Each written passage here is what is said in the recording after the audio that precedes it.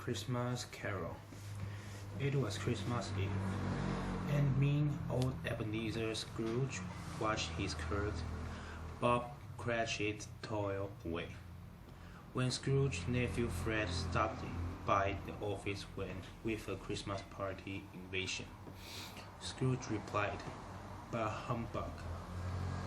Two charity workers and the caroler were also rudely turned away before Scrooge finally released poor Cratchit, who went home to spend Christmas Day with his family.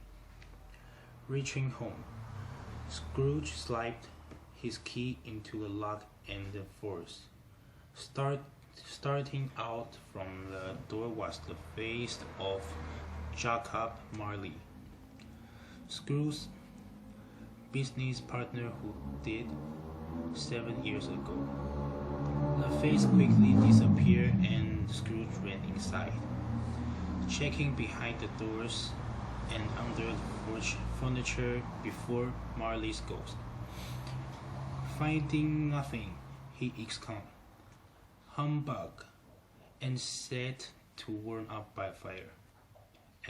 As he sat, Scrooge heard a rattling sound on the floor. Suddenly, the cellar door burst open, and Marley's ghost appeared in the doorway, dragging in a long chain. "What do you want with me?" Scrooge cried. Marley's ghost explained that every bad thing he had done in his life was now a link and a chain that bound him. "You have yet a chance and hope of escaping my fate," said the apparition. "You will be haunted by 3 spirits." The ghost laughed through the window with a sad cry. Scrooge, exhausted from the fright, fell deep asleep.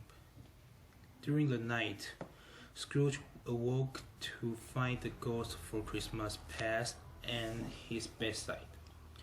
The small spirit showed Scrooge a past Christmas with his beloved sister who had died, and another Christmas with his old boss who had generous and happy. This made Scrooge regret his treatment of Cratchit. At another past Christmas, Scrooge's true love left him because of his greed, and Scrooge cried, "Show me no more."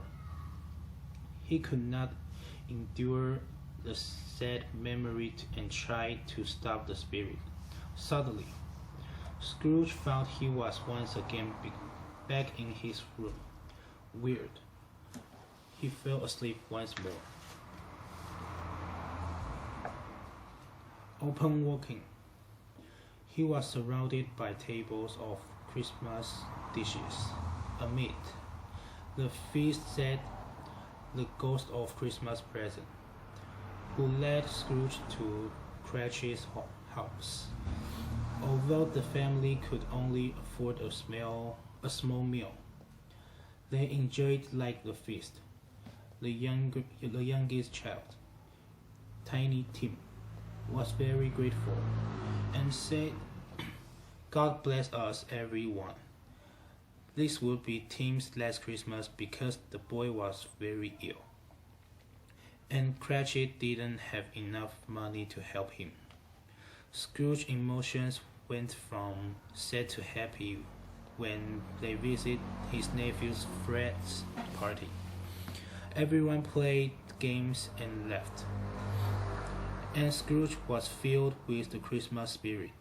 Soon, a clock began chiming, and when it reached 12, the party and the spirit disappeared. The ghost of Christmas yet to come appeared next, dark and hooded.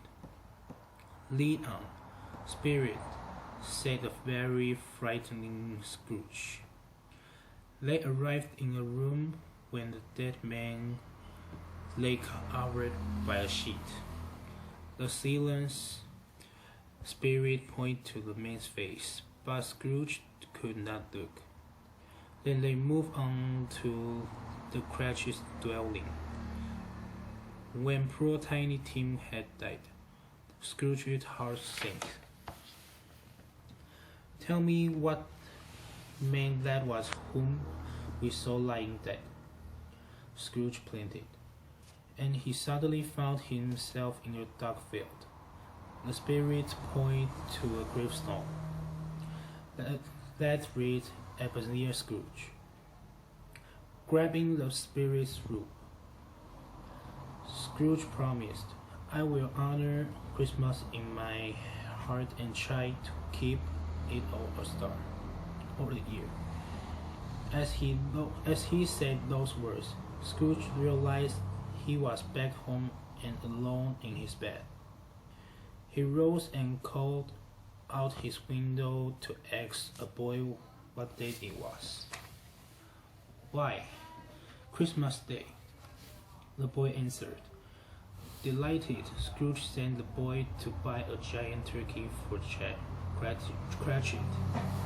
That evening, he celebrated Christmas with his nephew Fred and vowed to make life better for the Cratchit family.